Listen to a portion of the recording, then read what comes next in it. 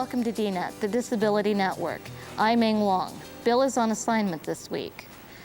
Robert Latimer's murder conviction was up for appeal on Thursday. Vigils in memory of his daughter Tracy were also held across the country this week. Later in today's program, we'll see what happened at one of these vigils. Also on our show, we'll take a look at Montreal's subway system. The system is dangerous for people who are blind. We'll find out why and what's being done about it. First, here's our disability news highlights. Last week, there was a landmark decision for people with disabilities. Ontario's top court ruled that a 10-year-old student with cerebral palsy must be integrated into a regular class. The court said that it is her right under the Charter. Denise Harrington has more on this influential decision. Emily Eaton wasn't in school today. She had to see a doctor who's assessing how well she can get around without her wheelchair. Because Emily has cerebral palsy, no one's sure about her learning abilities either. That's why Carol and Clayton Eaton want Emily to study alongside children who don't have disabilities. They have another reason. So the people that Emily goes to school with now hopefully will be the people that she grows up with the rest of her life. And they're the ones that are going to be the supporters of her in the community. And we feel it's very important for her to know them and them to know her. But in this small community southwest of Toronto, the public school board disagreed. It said Emily shouldn't be in a regular class, but in a class for disabled children. It said that was where Emily would learn best. Emily's parents took the case to court. The Ontario Court of Appeal has just ruled it's discrimination to take a child like Emily out of a regular class unless there are strong reasons, and the court said the school board didn't prove its case. The Eaton's lawyer, Anne Malloy, says the ruling breaks new ground for disabled people everywhere. The history of discrimination against disabled people has been characterized by doing what other people think is good for them, without regard to what their basic human rights are. But Peter Collins, who speaks for public school administrators, says equal treatment isn't always right. Too often, I feel, people take simply a philosophical view that it's the right of my child to be in a regular classroom, whether or not they're learning. During the dispute, Emily transferred to a Catholic school where she learns in a regular class. She likes it so much she may stay. But the court has ordered the public school board to reconsider her case, with new rules that say Ontario boards must try as much as possible for integration, not segregation. Denise Harrington, CBC News, Toronto. Last week, the Roar Institute published a report documenting the abuse experienced by people with disabilities. CBC reporter Simon Dingley was at the release. He spoke with Robin Artemis, who has spina bifida and has experienced abuse. Some of it occurred while she was living in an institution in Thunder Bay. They took me to a doctor, and he sexually abused me on the table. He started fondling me. Well, a caregiver was there watching what was going on and said nothing. Robin says she also suffered mental abuse. Telling me I'm a liar, I wouldn't amount to anything. If I got 1A, they'd look at all the D's kind of thing. How'd that make you feel? Pretty useless, worthless, basically, because I had no respect for myself. We leave people with disabilities in this country vulnerable to intolerable levels of abuse. Now, a disability rights organization has released a new study on the abuse of Canada's disabled. The report questioned 120 people and found 83% of disabled women will be sexually assaulted. Half of hearing-impaired girls were sexually assaulted, and 9 out of 10 psychiatric patients had been victims of psychological or sexual assault. We heard of individuals who were force-fed, physically beaten, manhandled, medicated without their consent, yelled at, locked up in rooms, and denied fluids and nutrition to make... The authors say the disabled are often held in low esteem by society, so their problems are often ignored. They feel caregivers responsible for the abuse are often overworked and underpaid, and they're worried this month's federal budget will further aggravate the situation if there are big cuts to social institutions. Will the funding squeeze have individuals more vulnerable to caregivers who are stressed out and unable to meet their needs? The report's authors want Ottawa to give the disabled more access to resources and control over funding.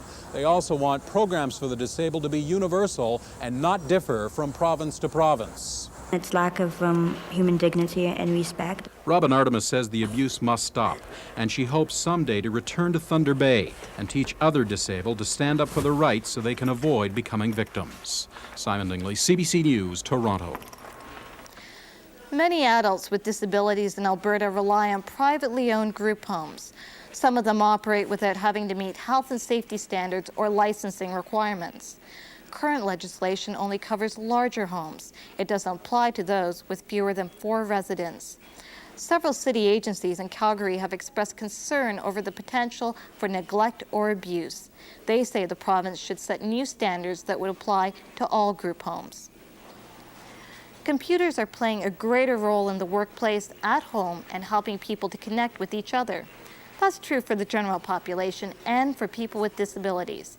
A new computing laboratory opened in Toronto recently, and 2 prominent politicians who are deaf were there to provide their support. Bill McQueen filed this report for DNet.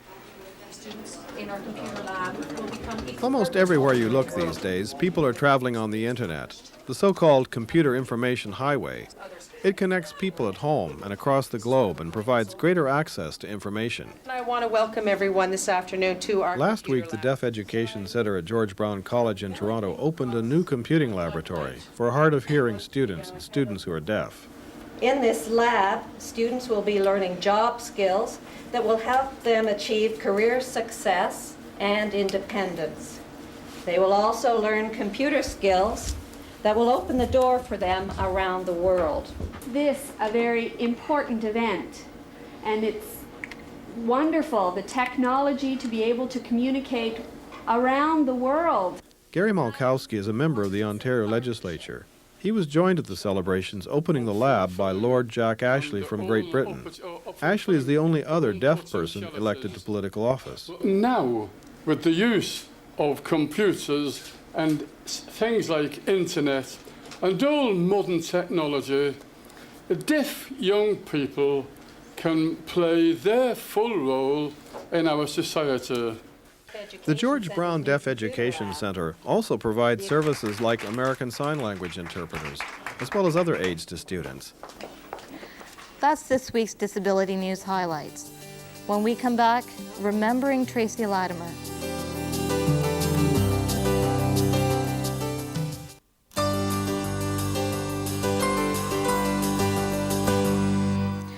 This week, Robert Latimer's second-degree murder conviction was up for appeal. Latimer is a Saskatchewan farmer who was found guilty last fall of murdering his daughter Tracy. She had cerebral palsy. Also this week, people gathered across the country to commemorate Tracy's life.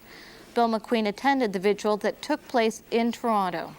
The place where she sat on the front seat of the pickup. Several weeks ago, people with disabilities and their friends began planning the Toronto Vigil for Tracy Latimer.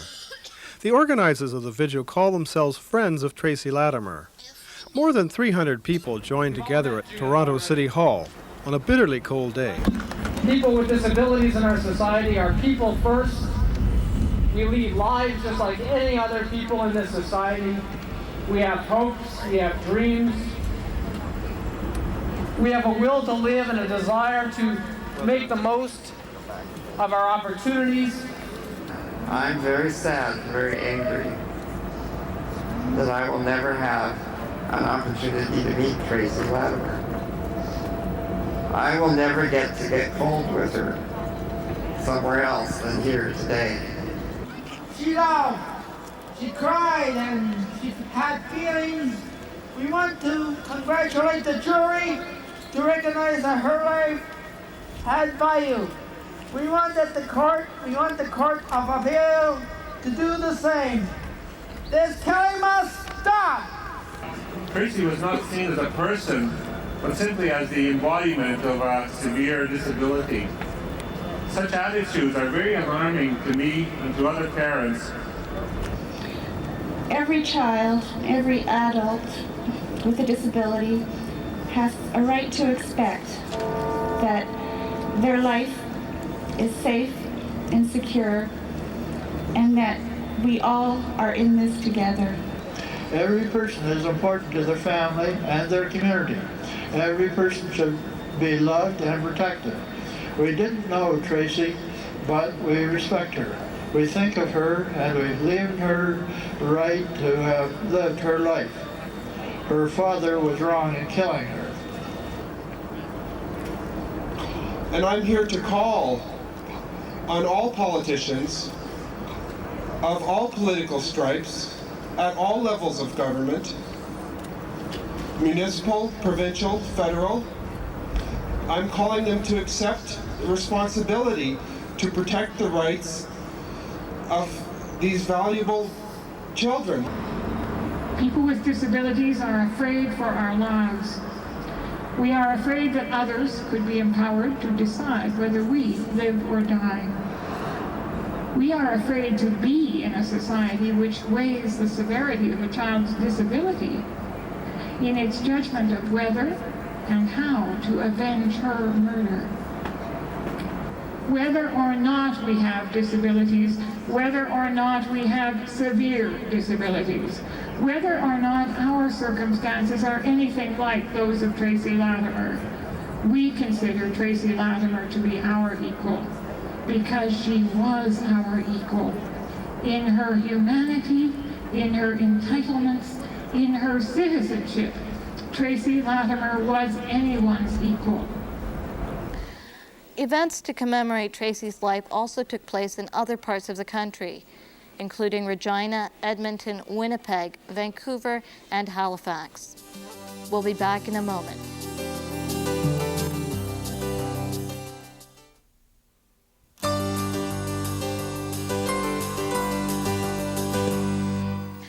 Riding the subway should be a cheap, efficient, and safe way of getting around big cities.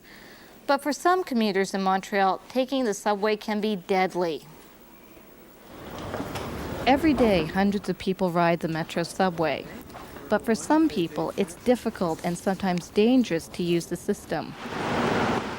For people who are blind or visually impaired, trying to use the subway can be life-threatening.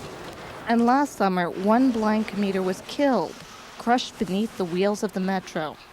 Yvon Provencher is with RAM, an advocacy group for people who are blind. He explains what happened. Lady was going to take the Metro and she mistook the space between two cars. And we think she thought that was a door, an entrance into the Metro car. And so she went to get in, and of course she just fell down. And as she was doing this, the Metro had signaled that it was leaving. So as she fell, the Metro started and just crushed her. In the past 7 years, 20 people with visual impairments have fallen between the subway cars. Provencher says advocacy groups have been lobbying the Montreal Transit Commission, or MUCTC, to find a solution, but nothing has happened. We have submitted recommendations to the MUCTC for the last 10 years. And one of them was asking for the installation of a device of some sort. We couldn't tell what kind, but we wanted something to be installed between the Metro cars to prevent people from falling. And we kept getting negative answers from the MUCTC. Jacques Internacia is the Director of Planning for the Montreal Transit Commission. What we are doing now, the research and development project that we have now, is to find a way to block this gap that we have between the cars. But it's not obvious to find a solution because of the way we operate our metro. Because it not only turn right or left, they also go up and down. So it's very difficult to find a system that can be twisted in the tunnels and that can permit, well, it needs to be not to be an obstacle for switching the train, because the Montreal Metro is unique in the world, and we're not sure that, well, we have a good, we're very positive that we're going to find a solution, but it's not granted.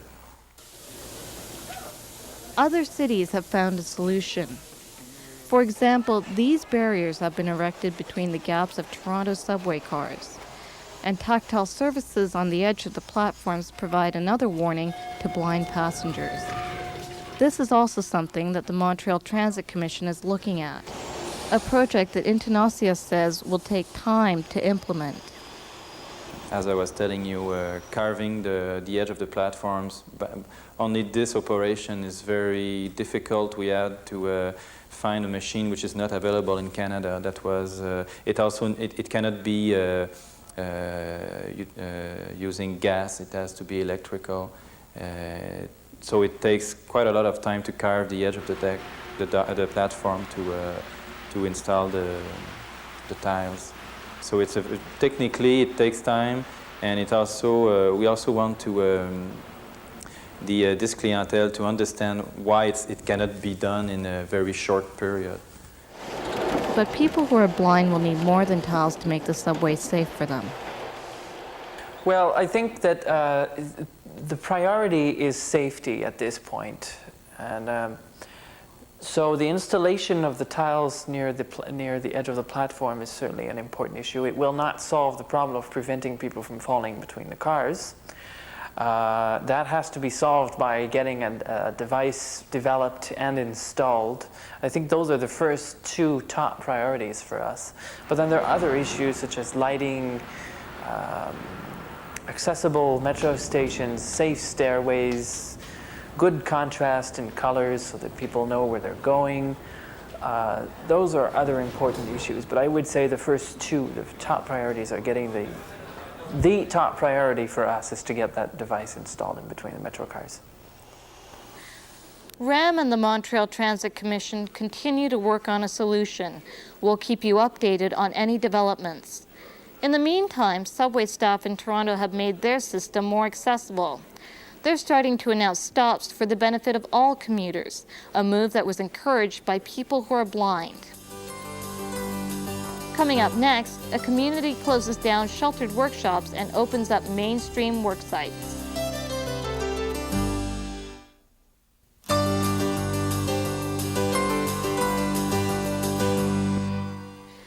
An aggressive approach that encourages the integration of people with disabilities into the workplace is taking place in Arnprior, Ontario. It's creating success stories and controversy. Peter Van Dusen visited the community recently to find out about the program, its participants, and its detractors.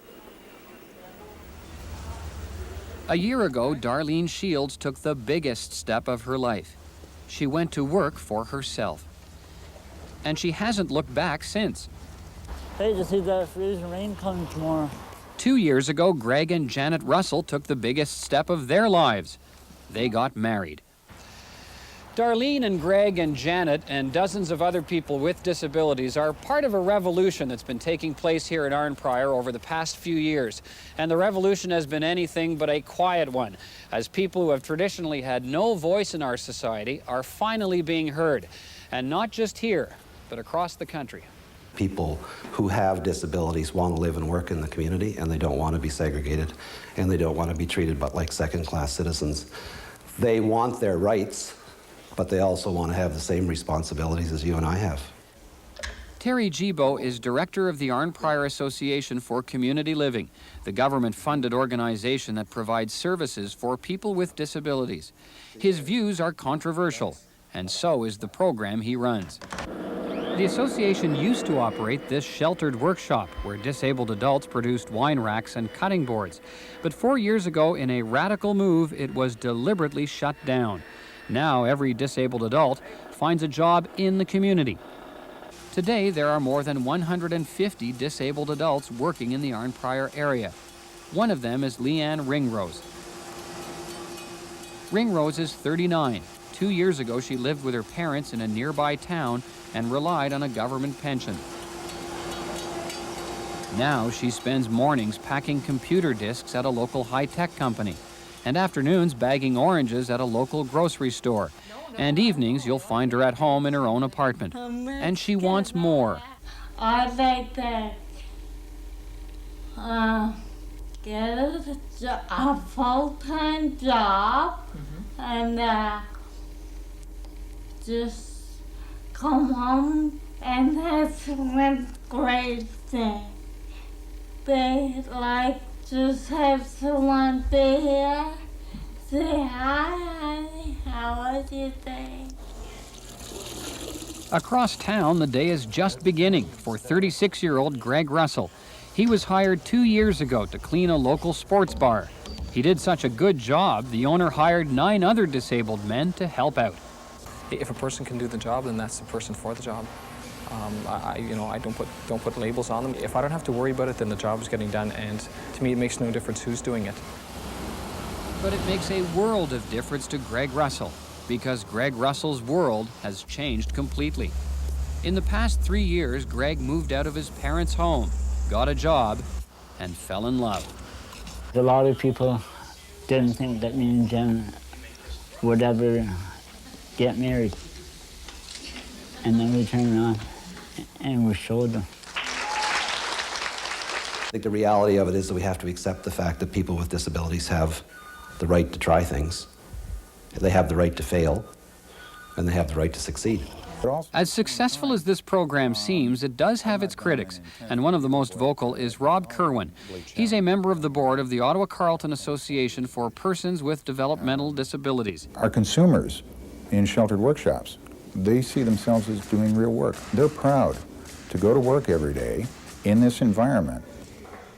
We've already got a waiting list of 175 people that we're having incredible difficulty serving. But back in Arnprior, Terry Gibault defends his program. They're going to share in what the community has to offer. They have to give back to the community too. There's been a move away from sheltered workshops across the country, and people with disabilities are making some inroads in the mainstream workforce. Some communities encourage the transition, others don't. We'd like to hear your experiences or thoughts on the subject. Write to us. Our address is coming right up. That's the Disability Network this week. We're preempted for the next 2 weeks, but join us again in 3 weeks. I'm Ing Wong. Now, here's our address. Disability Network, CBC, Box 500, Station A, Toronto, M5W 1E6. You can fax us at 416-205-3399.